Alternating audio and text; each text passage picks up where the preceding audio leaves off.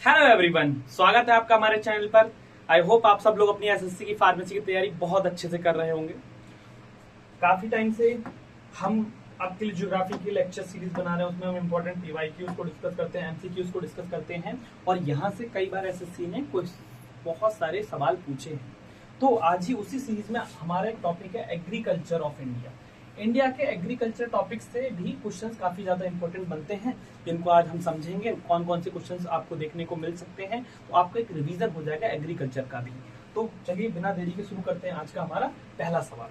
तो आज का आपका पहला सवाल है, which of the following crops is sown during Zaid season in India. तो यहाँ पर पहला ही सवाल आपका आ रहा है। आप जानते हैं 3 टाइप की हमारे इंडिया में फसल उगाई जाती है। एक आपकी कौन सी होती है, खरीफ की फसल होती है, फिर आपकी रबी की फसल होती है, फिर जायद की फसल होती है। तो यहाँ पर सवाल ये है कि जायद जो सीजन है, जायद टाइप का जो फसल है, वो कौन सी टाइप की फसल कब उगाई जाती है और कौन कौन से उसके अंदर कैटेगरी आती है, देखने को मिलती है अगर हम एग्जाम्पल की बात करें। ठीक है, तो इन 3 टाइप की फसल की हम बात करें। एक्चुअली खरीफ की जो फसल है उसको हम बोलते हैं मॉनसून की फसल। तो ये तो जून जुलाई के आसपास जब हमारा मॉनसून स्टार्ट होता है उस टाइम पे क्या करी जाती है, उगाई जाती है। लेकिन जो आपकी रबी की फसल है वो आपकी सर्दियों की फसल है, यानी कि अक्टूबर के बाद वो उगाई जाती है। और यहाँ पर आता है हमारा जायद की फसल। जायद की फसल आपकी ग्रीष्म ऋतु की फसल मानी जाती है। यहाँ पर टाइम पीरियड बहुत शॉर्ट होता है और ग्रीष्म काल की बहुत सारी फसल के बारे में हम जानते हैं, जैसे कि वाटरमेलन हो गया आपका, कक्यूम्बर हो गया आपका। ऐसी फसल आपकी जायद वाले सीजन में सबसे ज्यादा उगाई जाती है। तो यहाँ पर आपका option number B will be your correct answer. तो watermelon is grown during the Zaid season. Zaid is a short summer cropping. इसमें क्या होता है, बहुत कम टाइम के लिए आपको 2 महीने के लिए 3 महीने के लिए फसल उगाई जाती है। वाटरमेलन हो गया, मस्क मेलन हो गया, कक्यूम्बर वगैरह हो गया, ये सारी की सारी कौन सी है, जायद कैटेगरी की फसल है, ग्रीष्म काल में ही उगाई जाती है। और जो आपकी रबी की फसल है उसको हम विंटर की फसल भी बोलते हैं। और खरीफ की जो फसल है वो आपकी मानसून फसल सीजन में आती है। Typically from March to June उगाई जाती है। और ये आपकी कैसी है, require warm and dry weather for major growth है, लॉन्गर डे लेंथ, जैसे कि इसमें आपका देखने को मिलता है। और आपकी जो वीट है वो रबी की फसल मानी जाती है। राइस भी आपकी कैसी है, खरीफ की फसल है। और कॉटन आपकी कैसी है, खरीफ क्रॉप है। तो ये बात आप याद रखिएगा, खरीफ, रबी और जायद की फसल हमें देखने को मिलती हैं। चलो अगला सवाल देख लेते हैं। Slash and burn agriculture is primarily known by which name in the north eastern state of India. Basically जो आपका स्लैश और बर्न कॉन्सेप्ट ये है, जैसे कि उस पर्टिकुलर जगह को जहां पर आपको खेती करनी है उसको जला देना, और जलाने के बाद में उसके जो बचते हैं, एसेस बचते हैं, वो एज ए न्यूट्रिएंट्स या एज ए मिनरल की तरह काम करते हैं आपके किस में, आपकी कल्टीवेशन है, क्रॉप के टाइम पर। तो ये सारी जो हमारी प्रिमिटिव टाइप की जो फसलें होती थी वो उनके कॉन्सेप्ट में भी हम इसको स्लैश एंड बर्न की फसल भी कहते हैं। जो प्राइमरी कल्टीवेशन होता है सिर्फ और सिर्फ खुद के खाने पीने के लिए, जो आजकल आपकी मेजर इंडिया की जो जनता है वो खुद अपनी फसल के ऊपर निर्भर करती है। और 50% से ज्यादा इंडिया की जो क्या कहते हैं खेती का जो प्रोडक्शन है उसी के ऊपर डिपेंडेंसी होती है। तो यहाँ पर ये पूछ रहे हैं कि ऐसी फसल को नॉर्थ ईस्टर्न स्टेट के अंदर क्या बोला जाता है। तो ऐसी फसल को नॉर्थ ईस्टर्न स्टेट के अंदर बोला जाता है जूमिंग। जूमिंग बोला जाता है। तो जूमिंग क्या है, north eastern state like Assam, Meghalaya, Mizoram, Nagaland, shifting cultivation भी बोला जाता है। आपकी किसको, जो आपकी स्लैश एंड बर्न वाली फसल होती है उसको शिफ्टिंग कल्टीवेशन भी बोला जाता है। जूमिंग इसको बोलते हैं involve clearing the patch of forest by cutting burning trees as add nutrients to the soil after few years when soil fertility decrease farmers move to the fresh cleaning. तो इस तरीके से ये अपनाया जाता है मेथड फॉर द कल्टीवेशन। और आपका जो मिल्पा जो ऑप्शन था, इसका मतलब होता है slash and burn agriculture in Mexico में बोला जाता है एंड सेंट्रल अमेरिका में इसको मिल्पा बोला जाता है। Roca, this is the term where the shifting cultivation Brazil के अंदर बोला जाता है। Podu is the local name for shifting cultivation in Andhra Pradesh. Andhra Pradesh and Odisha के अंदर पोदू बोला जाता है फॉर द शिफ्टिंग कल्टीवेशन। देखिए जो आपका कल्टीवेशन होता है वो कई टाइप का होता है, जैसे कि कमर्शियल बेसिस पर आप कर रहे हैं, ठीक है, या फिर प्राइमरी बेसिस पर आप कल्टीवेशन कर रहे हैं। इसके अलावा आपका मिक्स्ड क्रॉप होती है जिसमें डबल डबल खेती कर लेते हैं, बहुत ज्यादा हैवी केमिकल्स का यूज करते हैं, उस तरह की भी हमको कल्टीवेशन देखने को मिलता है। तो कई टाइप के कल्टीवेशन आपके हमारे इंडिया में हमें देखने को मिलते हैं। चलिए अगला सवाल आपका देख लेते हैं। Which Indian state is currently the largest producer of wheat? Wheat के मामले में अगर हम बात करें तो इंडिया की कौन सी ऐसी स्टेट है जो सबसे ज्यादा वीट का प्रोडक्शन करती है? तो हम सब जानते हैं इंडिया के अंदर सबसे ज्यादा वीट का प्रोडक्शन करा जाता है उत्तर प्रदेश के अंदर। उत्तर प्रदेश के अंदर सबसे ज्यादा वीट का प्रोडक्शन हमें देखने को मिलता है। ठीक है यहाँ तक, तो आपका आंसर नंबर सी होगा। Uttar Pradesh is consistently the largest wheat producing state in India by total volume. This is due to the vast area covered by the highly fertile alluvial soil. Ganga, Yamuna और दोआब जो है वहां पर इसका एक्सटेंसिवली द नेटवर्क बनाता है जहां पे सबसे ज्यादा वीट का प्रोडक्शन हो सकता है। अगर हम पंजाब की बात करें तो पंजाब आपका massive yield per hectare UP produce larger volume, मतलब पंजाब के अंदर ईल्ड बहुत ज्यादा अमाउंट में हमें देखने को मिल जाता है, लेकिन अगर आप वॉल्यूम की बात करोगे तो उत्तर प्रदेश के अंदर सबसे ज्यादा वीट उगाया जाता है। मध्य प्रदेश की बात करें तो मध्य प्रदेश आपका वीट की वैरायटी के लिए फेमस है, जैसे कि Sharbati, but ranks behind UP total output में। हरियाणा की अगर हम बात करें तो contribute the central pool but total production lower than the UP. ये कॉन्ट्रीब्यूट तो करता है काफी ज्यादा हमारे टोटल प्रोडक्शन में, बट सबसे ज्यादा आपका उत्तर प्रदेश ही रहेगा। ठीक है, चलो अगला सवाल देख लेते हैं। यहां से देखो कई बार क्वेश्चन जरूर देखने को मिलेगा कि आपका जो ग्रीन रेवोल्यूशन है इंडिया में ये कब स्टार्ट हुआ था, इसके अलावा कौन इसके कादर लेड फाउंडर थे जिन्होंने स्टार्ट किया था, उनके बारे में कई बार पूछा जाता है, और इसके अलावा किस पर्टिकुलर क्रॉप्स को प्रोमिनेंटली आगे रखा गया था for the green revolution. Green revolution को हम हिंदी में हरित क्रांति के नाम से भी जानते हैं, हरित क्रांति। ठीक है, हरित क्रांति के नाम से भी जानते हैं। अब यहां पर ही सवाल है कि आपका work exceptionally successful for which pair of crops, तो किस पर्टिकुलर क्रॉप्स के लिए सबसे मतलब सक्सेसफुल रहा था आपका कौन सा ग्रीन रेवोल्यूशन। तो यहाँ पर इंडिया के अंदर सबसे ज्यादा कंजप्शन, सबसे ज्यादा प्रोडक्शन किया जाता है वीट और राइस का, तो ये सबसे ज्यादा सक्सेसफुली भी आपका वीट और राइस के अंदर रखा गया था। ठीक है, अब ग्रीन रेवोल्यूशन आपका लॉन्च हुआ था 1960s में, और ये फोकस करता है आपके वीट और राइस प्रोडक्शन के ऊपर, और ये आपका यहाँ पर हाई यील्डिंग वैरायटी सीड्स का यूज किया गया था, और ये डेवलप किया गया था आपके डेवलप बाय नॉर्मन बोरलॉग। और नॉर्मन बोरलॉग को हम क्या मानते हैं, फादर ऑफ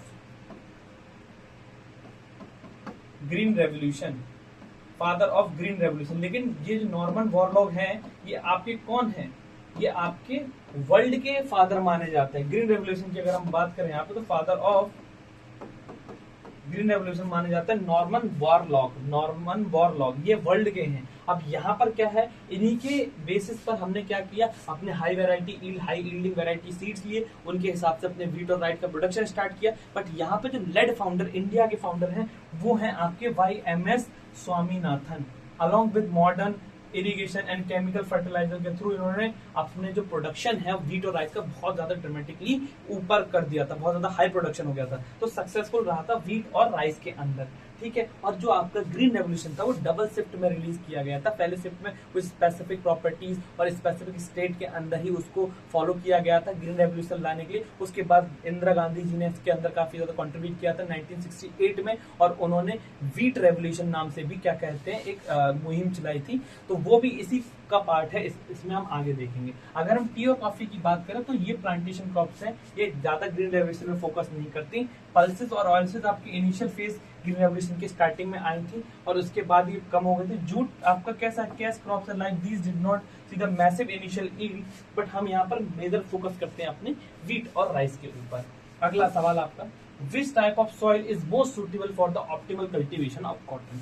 इससे पहले हमने अभी जो लेक्चर बनाया था PYQ का, MCQs का, उसके अंदर भी बताया था कि आपकी जो रेगोर सॉइल है, रेगोर सॉइल को ही हम ब्लैक सॉइल बोलते हैं, और इसको कॉटन सॉइल भी बोला जाता है। तो यहाँ से आप देख सकते हैं, चाहे एग्रीकल्चर से ले लो, चाहे आप सॉइल से ले लो, ब्लैक सॉइल से कई बार SSC के अंदर क्वेश्चंस बनते हैं। तो ब्लैक सॉइल आपके लिए बहुत ज्यादा इंपॉर्टेंट है। तो सबसे ज्यादा आप एक काम पर हमेशा ध्यान रखना कि जहां पर भी कॉटन से रिलेटेड सवाल पूछा जाए आपके दिमाग में तुरंत आना चाहिए आपकी ब्लैक सॉइल। इसी को हम रेगुर सॉइल भी बोलते हैं, रेगुर सॉइल, ठीक है। और इसकी एक प्रॉपर्टी भी होती है कि हाई अमाउंट में वाटर को होल्ड कर सकती है, ठीक है। तो ये भी आप याद रखिएगा। ये फ्रेश एलुवियल सॉइल आपकी रहती है।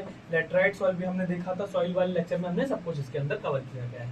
ब्लैक सॉइल की बात करें, black soil is also famous known as the regur soil और black cotton soil. It is ideal growing cotton, क्योंकि ये प्रीडोमिनेटली फाउंड कर जाती है आपकी डेक्कन प्लेट्यू के अंदर। और किस स्टेट के अंदर? महाराष्ट्र, गुजरात, मध्य प्रदेश। और इसके पास जो प्रॉपर्टी होती है, हाई मॉइस्चर रिटेनिंग प्रॉपर्टी होती है, which is crucial for the cotton production. यानी कि ऐसी मिट्टी जो कि मॉइस्चर को काफी लंबे समय तक रिटेन करके रख सकती है, और ये एक आइडियल प्रोडक्शन क्लाइमेट या कहा जाए प्रॉपर्टी बन जाता है फॉर द कॉटन प्रोडक्शन या कॉटन क्रॉपिंग के लिए। एलुवियल सॉइल आप जानते हैं राइस और व्हीट के लिए सबसे ज्यादा, शुगर केन, जूट के लिए सबसे ज्यादा रहती है। और सबसे ज्यादा लैंड मास आपका एलुवियल सॉइल का है इंडिया के अंदर। 50% से ज्यादा एलुवियल सॉइल हमें देखने को मिलती है। रेड सॉइल जनरली फर्टाइल मानी जाती है। ये मिलेट्स और पल्सेस के लिए सबसे ज्यादा और ग्राउंडनट वगैरह के लिए सबसे ज्यादा यूज करी जाती है। लेटराइट सॉइल की बात करें तो ये आपकी गुड़, टी और कॉफी और कैश्यू जैसे नट्स, इन सब के लिए आइडियल मानी जाती है फॉर द क्रॉपिंग, ठीक है।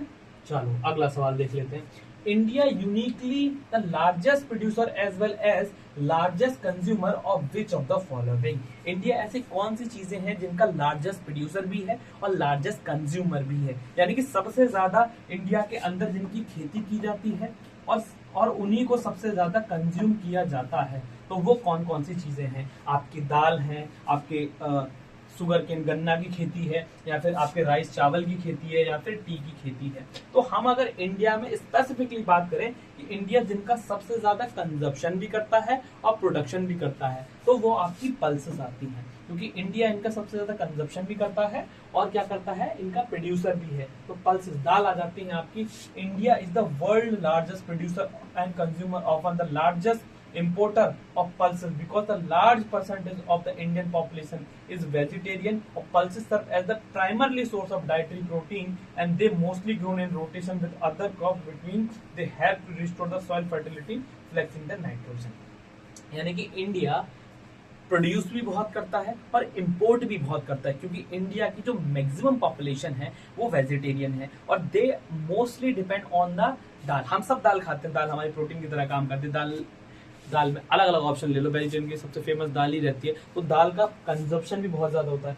चाइना के अंदर हम माना जाता है, China is the largest producer of rice, then India second number पर है। शुगर केन ब्राजील सबसे ज्यादा क्या करता है, प्रोडक्शन करता है किसका, शुगर केन का। China is the largest producer of T globally, China के अंदर ही सबसे ज्यादा टी उगाई जाती है। तो राइस और टी सबसे ज्यादा कहाँ उगाया जाता है, चाइना के अंदर उगाए जाते हैं, तो ये भी याद रखिएगा। चलो अगला सवाल देख लेते हैं। Which agriculture crop in India is famously known as the golden fibre. India के अंदर वह कौन सी खेती है जिसको हम गोल्डन फाइबर के नाम से जानते हैं। तो गोल्डन फाइबर किस पर्टिकुलर क्रॉप या खेती को बोला जाता है? तो आपके ऑप्शन है कॉटन, कॉटन तो आपकी ऑलरेडी व्हाइट होती है तो इसको तो हम बोल ही नहीं सकते। सिल्क, या हम बात करें जूट, या फिर हम बात करें हेम्प, हेम्प तो आपकी ग्रीन रहती है। तो गोल्डन फाइबर, आपने कभी जूट के रेसे देखे हैं तो ये सर्टेन गोल्डन कलर के होते हैं। तो गोल्डन कलर के फाइबर जो होते हैं वो आपके जूट के बोले जाते हैं। तो यहाँ पर jute is affectionately known as the golden fiber due to its yellowish brownish shiny color and its highly cash value. It grown exceptionally well drained fertile soil in the flood plains, making West Bengal और waste Bengal के अंदर सबसे ज्यादा, और waste Bengal के बारे में आप ये याद रखिएगा, जूट का प्रोडक्शन सबसे ज्यादा वेस्ट बंगाल के अंदर होता है। जूट का प्रोडक्शन सबसे ज्यादा वेस्ट बंगाल के अंदर होता है, ठीक है। कॉटन, आपकी कॉटन को हम क्या बोलते हैं, व्हाइट गोल्ड, कॉटन को व्हाइट गोल्ड बोला जाता है। सिल्क इज एनिमल प्रोडक्ट है, इसको फ्रॉम सिल्क वॉर्म से हमें लिया जाता है, not an agriculture plant. Hemp आपकी क्या है, वाइल्ड इंडस्ट्रियल फाइबर की तरह लिया जाता है और ये आपका गोल्डन फाइबर नहीं होता है, ठीक है। चलो अगला सवाल, द व्हाइट रेवोल्यूशन। अभी जैसा हमने देखा व्हाइट रेवोल्यूशन आपको किसको बोला जाता है, कॉटन को बोला जाता है व्हाइट रेवोल्यूशन, ठीक है। लेकिन व्हाइट गोल्ड बोल सकते हैं, सवाल देख लेते हैं एक बार। White revolution in India directly related to the massive increase production of. तो व्हाइट रेवोल्यूशन जो इंडिया का हुआ था वो क्या डिनोट करता था? इंडिया के अंदर हमने ग्रीन रेवोल्यूशन देखा, व्हाइट रेवोल्यूशन भी हुआ था for the increasing the production. अब तो किस सेंटेंस में हुआ था? एग में हुआ था, सॉल्ट में हुआ था, कॉटन में हुआ था, या फिर मिल्क में हुआ था? तो हम ये काफी जानते हैं 1970 के अंदर आपका क्या किया था, व्हाइट रेवोल्यूशन स्टार्ट किया था। इसमें अमूल का भी काफी बड़ा रोल था फॉर द व्हाइट रेवोल्यूशन के अंदर। इसमें मिल्क और डेयरी प्रोडक्ट का सबसे ज्यादा प्रोडक्शन बढ़ाने के लिए क्या किया गया था, व्हाइट रेवोल्यूशन किया गया था। तो option number D is correct answer कि white revolution is also known as the operation flood के नाम से हम जानते हैं ऑपरेशन। तो अगर ऑपरेशन फ्लूड से भी क्वेश्चन पूछा जाता है कि आपका ऑपरेशन फ्लूड भी किससे रिलेटेड है, तो आपका मिल्क प्रोडक्शन से रिलेटेड है। ऑपरेशन फ्लूड, फ्लड हम जिसको कह सकते हैं, was landmark movement launch in 1970 में इसको लॉन्च किया गया था। और ये क्या है, मिल्क प्रोडक्शन के लिए क्या कहा जाता है, रेवोल्यूशन माना जाता है। अगर हम बात करें किसने इसको हेड किया था, तो नाम याद रखिएगा, डॉक्टर वर्गीस कुरेन ने इसको क्या किया था, लीड किया था। और इसके साथ साथ इनको मिल्क मैन ऑफ इंडिया भी बोलते हैं। तो अगर इससे भी क्वेश्चन बनता है आपका कि who is milk man of India, तो आपके दिमाग में तुरंत आना चाहिए डॉक्टर वर्गीस कुरेन के बोला जाता है। इसके साथ साथ नेशनल डेयरी डेवलपमेंट बोर्ड भी स्टेब्लिश हुआ, जो क्या कहते हैं इसके प्रोडक्शन में और हेल्प करता है। और इससे मिल्क डेफिशिएंट से इंडिया क्या बन गया, वर्ल्ड का लार्जेस्ट मिल्क प्रोड्यूसर बन गया। जैसे कि हम मिल्क डेफिशिएंट कंट्री थे, लेकिन इस रेवोल्यूशन के बाद में हम क्या बन गए, लार्जेस्ट मिल्क प्रोड्यूसर कंट्री बन गए। एग्स आपका पोल्ट्री प्रोडक्शन के अंदर में आता है। एग्स को हम क्या बोलते हैं, सिल्वर रेवोल्यूशन के नाम से इसको जानते हैं। कॉटन की अगर हम बात करें तो सिल्वर फाइबर रेवोल्यूशन के नाम से हम कॉटन के रेवोल्यूशन को जानते हैं। सॉल्ट की बात करें तो ये एग्रीकल्चर कलर रेवोल्यूशन के अंदर में नहीं आता है।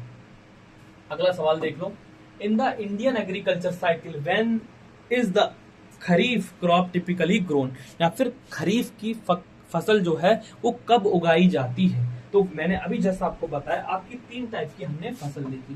पहली आपकी हो जाती है खरीफ की फसल, जिसको हम मॉनसून की फसल भी बोलते हैं। उसके बाद विंटर की जो फसल है वो आपकी रबी की फसल है, ठीक है, रबी की फसल मानी जाती है। और जो आपकी जायद की फसल है वो आपकी कैसी है, ग्रीष्म ऋतु की फसल है, यानी 2 महीने का जो पीरियड बचता है, शॉर्ट पीरियड की आपकी फसल हमें देखने को मिलती है। तो जहां पर भी खरीफ की फसल कब, किस पर्टिकुलर सीजन में उगाई जाती है, तो जहां पर भी आपको खरीफ सुनाई दे, आपके दिमाग में तुरंत आना चाहिए कि आपका जब मॉनसून स्टार्ट होने वाला होता है, यानी कि ऑनसेट ऑफ मॉनसून जब भी स्टार्ट होगा, मॉनसून जून जुलाई का जो पीक सीजन रहता है, उस टाइम पे आपकी खरीफ की फसल बोई जाती है। और सितंबर से अक्टूबर के टाइम पे इसको काट लिया जाता है। जैसे कि kharif crops are grown in sown in onset of the monsoon June to July. These crop require lot of water, जैसे कि wheat, rice अगर हम इनकी बात करें तो आपकी ये उगाई जाती है। They are harvest in the end of the monsoon, और मॉनसून आपका सितंबर में खत्म हो जाता है। इसके बाद अक्टूबर। Imported kharif crop include rice, maize, jowar, बाजरा, कॉटन, ये सब कब उगाए जाते हैं, खरीफ के टाइम पे उगाई जाती हैं, ठीक है। अब जब आपका रिट्रीटिंग होता है मानसून का, this is the sowing the period of rabi winter crops like wheat and gram. Wheat याद रखिए, व्हीट आपकी रबी की फसल है, इसके लिए थोड़ा सा टेम्परेचर कम रिक्वायर्ड होता है। Peak winter crops are actively growing during the time it's too late to primarily sowing. ठीक, अगला सवाल, which is the leading coffee producing state in India accounting for the over 70% total of output। यानी कि India की वह कौन सी state है जहां पर सबसे ज्यादा कॉफी का प्रोडक्शन किया जाता है, जो पूरे के पूरे 70% है वॉल्यूम के हिसाब से टोटल इंडिया के प्रोडक्शन की। अगर हम बात करें, अगर इंडिया के अंदर 100% कॉफी का प्रोडक्शन होता है तो उसमें से 70% कौन सी ऐसी स्टेट है जिसके अंदर आपका कॉफी का प्रोडक्शन किया जाता है, कॉफी की खेती की जाती है। तो यहाँ पर जब भी कॉफी आपका आए, और इंडिया की अगर हम बात करें तो स्पेसिफिकली कर्नाटका के अंदर आपकी सबसे ज्यादा कॉफी का प्रोडक्शन किया जाता है। केरला की हम बात करें, केरला में कॉफी का प्रोडक्शन होता है, बट केरला आपका स्पाइसेस का प्रोडक्शन सबसे ज्यादा करता है। स्पाइस का प्रोडक्शन केरला के अंदर सबसे ज्यादा होता है। आसाम के अंदर आपका टी का प्रोडक्शन सबसे ज्यादा देखने को मिलेगा। टी का प्रोडक्शन आसाम के अंदर सबसे ज्यादा होता है, ठीक है। तो अगर हम यहाँ पे बात करें तो Karnataka dominate the coffee production in India. Hilly terrains इसके पास बहुत सारे हैं। Western Ghat district like Kodagu, Chikmagalur and Hassan provides the ideal combination for the well drained soil, altitude, adequate rainfall required a coffee plantation specifically arabica and robusta coffee इसके अंदर सबसे ज्यादा उगाई जाती है। केरला प्रोड्यूस करता है कॉफी, बट आपका ये सेकंड नंबर पर आता है as per the volume of Karnataka. Tamil Nadu की हम बात करें, तमिलनाडु इंडिया के अंदर थर्ड नंबर पर आता है। तमिलनाडु में हम नीलगिरी हिल्स और नीलगिरी रीजन के अंदर में कॉफी का प्रोडक्शन करते हैं। आसाम पूरे वर्ल्ड में फेमस है फॉर द टी प्रोडक्शन। चलो अगला सवाल, in agriculture science the cultivation and harvesting grapes is known as. तो कई जगह पर क्या है, कई सारे बहुत सारे, जैसे कि आपका सेरीकल्चर है, सेरीकल्चर आपका सिल्क प्रोडक्शन के लिए यूज करा जाता है। आपका फ्लोरिकल्चर है, फ्लावर्स की क्या कहते हैं, कहा जाए फ्लावर्स के प्रोडक्शन के लिए यूज किया जाता है। हॉर्टिकल्चर है, ये हॉर्टिकल्चर आपका फ्रूट्स वगैरह के प्रोडक्शन में यूज किया जाता है। जो आपका विटिकल्चर है, viticulture is known as the grapes production. तो विटिकल्चर आपका साइंटिफिक स्टडी कहलाता है किसकी, ग्रेप्स की। Cultivation and harvesting of grapes in India and Maharashtra leading the state. Viticulture is region like Nashik being famous for the wine capital of India। Nashik को हम क्या बोलते हैं, वाइन कैपिटल बोलते हैं। तो नासिक में सबसे ज्यादा आपका क्या किया जाता है, खेती की जाती है ग्रेप्स की, और ग्रेप्स की खेती की स्टडी रिसर्च हार्वेस्टिंग को हम बोलते हैं विटिकल्चर। जबकि आपके सेरीकल्चर किसके लिए किया जाता है, सिल्क वॉर्म्स की स्टडी है, सिल्क वॉर्म के कल्चर्स को हम देखते हैं। हॉर्टिकल्चर एक ब्रॉडर टर्म है compassing the cultivation of all type के फ्रूट्स को हम कहते हैं हॉर्टिकल्चर। फ्लोरिकल्चर जैसे कि फ्लोरी है तो फ्लोर मतलब फ्लावर्स की कल्चर की हार्वेस्टिंग के लिए हम यूज करते हैं द टर्म फ्लोरिकल्चर।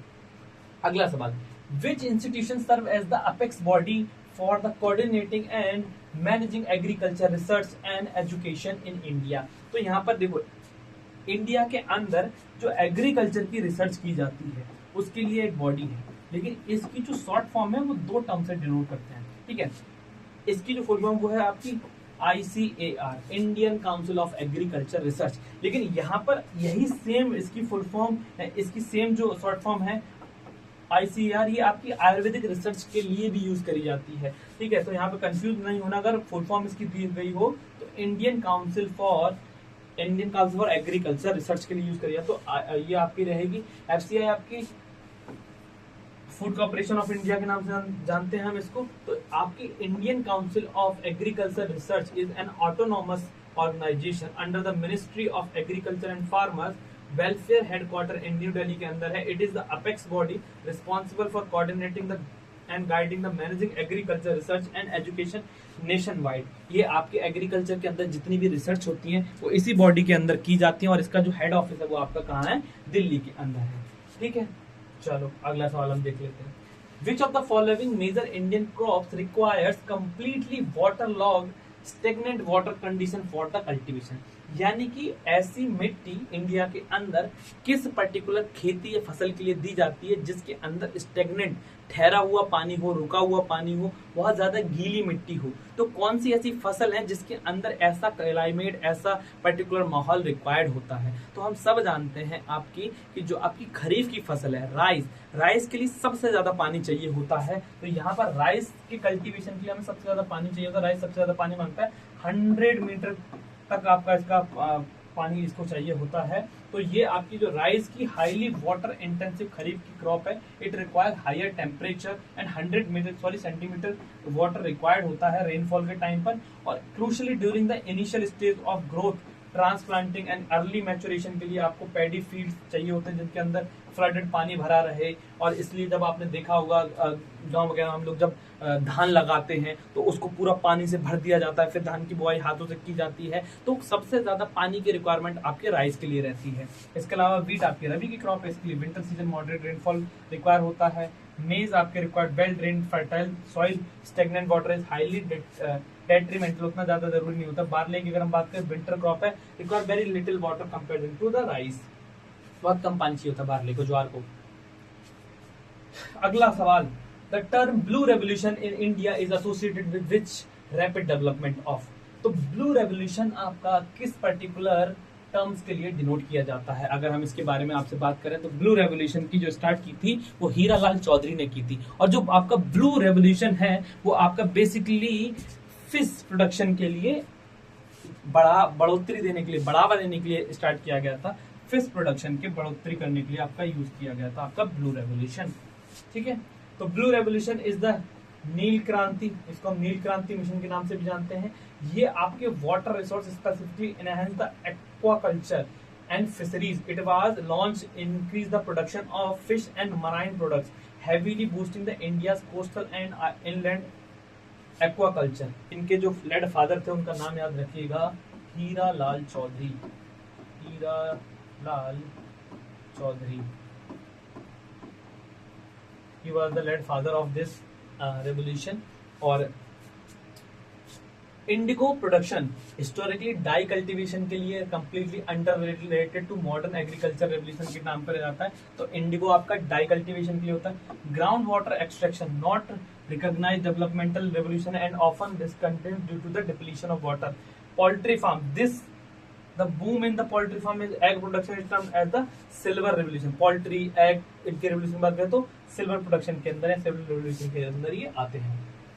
अगला सवाल, among the following options which is the primarily consider as a commercial और कैश क्रॉप। तो आप सब जानते हैं यहाँ पर आपकी जो आपकी कमर्शियली कैश क्रॉप के नाम से हम जानते हैं इसको, तो ये आपका माना जाता है सुगर केन को हम क्या मानते हैं, major cash crop commercially crop in India के अंदर देखी जाती है और ये grown strictly for the sale to make a profit rather than the consumption. तो गन्ने की जो खेती है हम सब जानते हैं इसको बेसिकली कमर्शियल पर्पज से उगाया जाता है।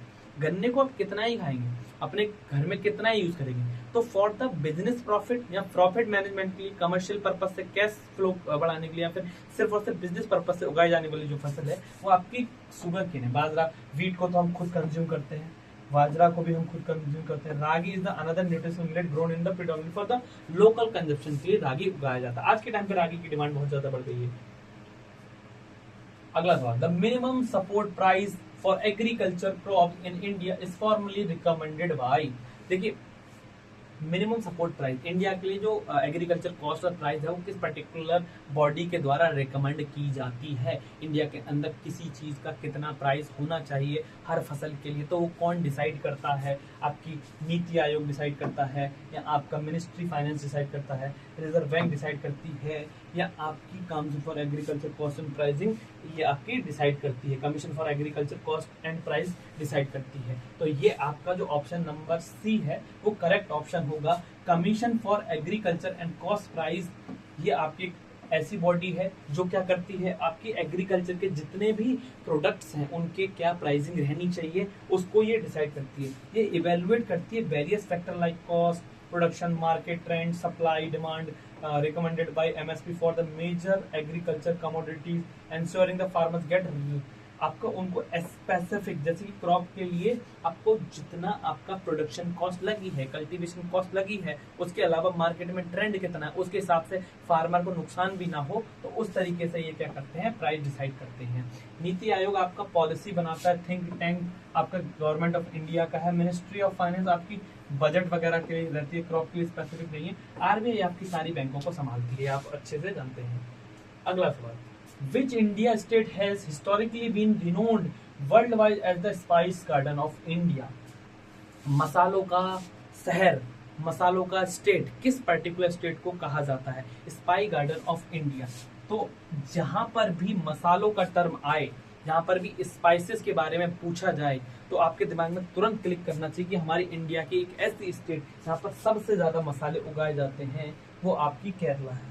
ठीक है, तो Kerala is the golden spice state of the India. ठीक है, Kerala holds the historic and cultural title of spice garden of India. The states hot humid tropical climate, the fertile slope western Ghats के अंदर हमें देखने को मिलता है, provides the perfect environment for growing high value spice like black pepper, cardamom, cinnamon, जैसे इसी नाम पे सिनेमन हिल्स आपने देखा होगा, कार्डमम हिल्स देखा होगा, ये भी आपकी केरला के अंदर हमें देखने को मिलती है। Andhra Pradesh known for the massive production red chillies के लिए, लाल मिर्ची के लिए टर्म स्पाइस गार्डन इसको दिया जाता है। Karnataka famous for coffee and silk production. Gujarat आपका सबसे ज्यादा कॉटन एंड ग्राउंड नट के लिए प्रोडक्शन में ये सबसे ज्यादा जाना जाता है आपका गुजरात। ठीक है, जूट का भी प्रोडक्शन भी गुजरात के अंदर सबसे ज्यादा देखने को मिलता है। अगला सवाल, what is the primary defining characteristic of subsistence farming किस पर्टिकुलर फार्मिंग के लिए बोला जाता है? फार्मिंग, अब सबसिस्टेंस फार्मिंग देखिए आपकी परमिटिंग फार्मिंग है, इसी को हम शिफ्टिंग फार्मिंग बोलते हैं, इसको हम स्लैश एंड बर्न फार्मिंग भी बोलते हैं। आपकी सबस्टिंग फार्मिंग के अंदर हम सबसे ज्यादा ये देखते हैं कि यहाँ पर कम से कम फर्टिलाइजर्स का यूज हो, खुद के प्रोडक्शन के लिए हम करते हैं, खुद के कंजप्शन के लिए हम सबसे ज्यादा करते हैं। तो पहला ऑप्शन है farming strictly for international export के लिए नहीं की जाती है। Highly mechanised large scale farming होती है, हाईली मैकेनिक यानी कि इसमें बहुत सारे मशीनों का यूज नहीं करते हैं। Large scale farming production mainly for the farmers family consumption. तो जब हम इसको सबसे ज्यादा सबसिस्टेंस फार्मिंग की बात करें तो अपनी फैमिली के प्रोडक्शन के लिए जो फार्मिंग की जाती है उसको हम सबसिस्टेंस फार्मिंग बोलते हैं। हैवी रिलायंस ऑन केमिकल, इसमें केमिकल और इन सब का बायो फर्टिलाइजर्स इन सब का यूज नहीं किया जाता है। ठीक, चलो अगला सवाल। Which geographical region is globally famous for the exclusive cultivation of Alphonso mangoes? आप मैंगो का सीजन आ गया है, आप सब भी जानते हैं अल्फांसो मैंगोज जो होता है, अल्फांसो आम होते हैं आपकी काफी ज्यादा टेस्टी होते हैं, फ्रूटी के एग्जांपल में एडवर्टाइजमेंट में आप देखते होंगे। अल्फांसो मैंगोज जो है वो आपके किस पर्टिकुलर स्टेट के अंदर उनका ग्लोबली फेमस और सबसे ज्यादा उगाए वहां पर जाते हैं? तो आपके अगर हम महिला की बात करें, ये आपके लखनऊ के अंदर उत्तर प्रदेश, तो यहाँ के दशहरी आम बहुत फेमस है। उत्तर प्रदेश के अंदर दशहरी आम बहुत फेमस है, ठीक है, दशहरी आम। रत्नागिरी महाराष्ट्र, सालेम तमिलनाडु, यहाँ जूनागढ़ गुजरात। तो अल्फांसो जो आपके मैंगोज हैं वो आपके रत्नागिरी महाराष्ट्र के अंदर उनकी सबसे ज्यादा क्रॉपिंग की जाती है। तो Ratnagiri along with the neighbouring coastal district like Sindhudurg in and Konkan region में महाराष्ट्र के अंदर ग्लोबली आपका ये कहे जाते हैं कि यहाँ पर सबसे ज्यादा आपके अल्फांसो मैंगोज को क्या बोला जाता है, उगाया जाता है। लोकली इनको हम हापुस के नाम से जानते हैं और ये आपके स्वीट होते हैं, vibrant colour, rich fragrance and lack of stingy flavour इसमें देखने को मिलता है। इंटरनेशनली फेमस है आपको महिलाबाद में दशहरी मैंगोज, इसके साथ साथ में आपके सलीम तमिलनाडु के अंदर नोन फॉर द मैलगोआ मैंगो आपके जो देखने को मिलते हैं वो आपके तमिलनाडु के अंदर, एंड जूनागढ़ गुजरात के अंदर famous for kesar variety of mangoes. अगला सवाल, high yielding variety seeds were extensively introduced in India during which major agriculture initiative? तो हाई यील्डिंग वैरायटी सीड्स जिनके बारे में हमने अभी जस्ट देखा था, नॉर्मन बोरलॉग ने इसका शुरुआत किया था, तो इसको हमने ग्रीन रेवोल्यूशन के अंदर देखा था, जिनकी हेल्प से हमने व्हीट और राइस का प्रोडक्शन अपना अच्छे से स्टार्ट किया था। तो ग्रीन रेवोल्यूशन आपका 1960s में स्टार्ट हुआ। ये इंडियन एग्रीकल्चर के लिए काफी ज्यादा इंपॉर्टेंट था। यहाँ पर हमने हाई यील्डिंग वैरायटी सीड्स का यूज किया, जिसकी वजह से हम अपनी जो नेटिव क्रॉप्स है उनका प्रोडक्शन बहुत ज्यादा कर सकें और इंडिया को इंडिपेंडेंट बना सकें फ्रॉम, हम इम्पोर्ट ना करें, प्रोडक्शन ज्यादा करें आपका। तो ये काफी ज्यादा सक्सेसफुल रहा था। अगला सवाल, Which state holds the absolute monopoly being the largest producer of natural rubber in India? कौन सी ऐसी स्टेट है जो कि इंडिया के अंदर ये होल्ड करती है कि वो सबसे ज्यादा रबर का प्रोडक्शन करती है? तो केरला, त्रिपुरा, तमिलनाडु। तो केरला को हम मानते हैं आपकी सबसे ज्यादा एक ऐसी स्टेट जहां पर रबर का सबसे ज्यादा प्रोडक्शन किया जाता है। यहाँ पर लगभग 70 से 80% of the countries total output state hot humid adequate climate के लिए, तो यहाँ पर रबर का सबसे ज्यादा प्रोडक्शन किया जाता है। सेकंड लार्जेस्ट की बात करेंगे तो आपकी त्रिपुरा आ जाती है और बाकी जो स्टेट है कर्नाटका, तमिलनाडु वगैरह, ये थर्ड यहाँ हाईली रीजन में, यहाँ पे बहुत कम क्वांटिटी में आपकी रबर का प्रोडक्शन किया जाता है। अगला सवाल, the yellow revolution in Indian agriculture is associated with increase the production of, यानी कि जो येलो रेवोल्यूशन हमारे इंडिया के अंदर हुआ था वो किसके प्रोडक्शन को बूस्टअप या बढ़ावा देने के लिए शुरुआत किया गया था? तो आपके ऑप्शन है यहाँ पे टर्मरिक, ऑयल सीड्स, पल्सेस या फिर मरीन। तो येलो रेवोल्यूशन आपका किया गया था ऑयल वाले जो प्रोडक्ट थे उनके प्रोडक्शन को इंक्रीज करने के लिए, बढ़ावा देने के लिए, ठीक है। तो येलो रेवोल्यूशन बाद स्ट्रेटेजी आपका लॉन्च किया गया था लेट 1980s में, increase the domestic production of oil seed such as mustard, sesame, sunflower and soybean, इन सब के रेवोल्यूशन के लिए स्टार्ट किया गया था। टर्मरिक के लिए कोई स्पेसिफिक ऐसा रेवोल्यूशन नहीं दिया गया था। पल्सेस वगैरह के लिए आपका अलग अलग तरीके से चीजों को प्रमोट किया गया था इन द ग्रीन रेवोल्यूशन। अगला सवाल, विच of the following is the classic example of plantation crops? Plantation crops का एग्जांपल क्या है? तो आप सब जानते हैं पहाड़ों के ऊपर जो खेती की जाती है प्लांटेशन क्रॉप्स की अगर हम बात करें तो ये आपकी प्लांटेशन क्रॉप के अंदर टी आती है। T is the type of plantation crop. T is the classic plantation crop और इसके अंदर हम एग्रीकल्चर टाइप है, ये कमर्शियल फार्मिंग के लिए यूज करी जाती है। Grown on a massive state of the 1000 acres में एक साथ ये ग्रो की जाती है।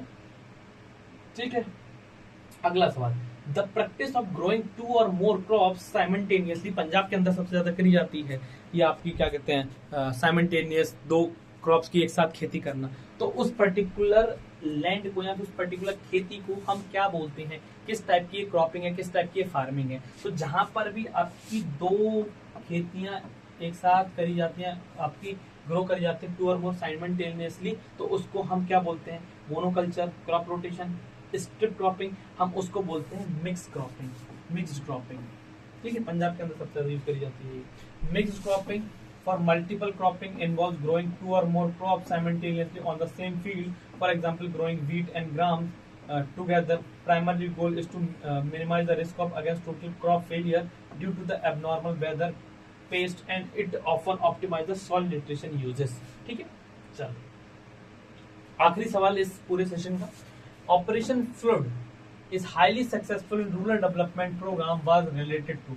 अब जैसा कि हमने जस्ट अभी इसमें देखा था कि ऑपरेशन फ्लड आपका किस पर्टिकुलर रेवोल्यूशन से स्टार्ट हुआ था और ये रूरल एरियाज में काफी ज्यादा सक्सेसफुल रहा था। तो आपका मिल्क और डेयरी प्रोडक्शन के लिए ये स्टार्ट किया गया था।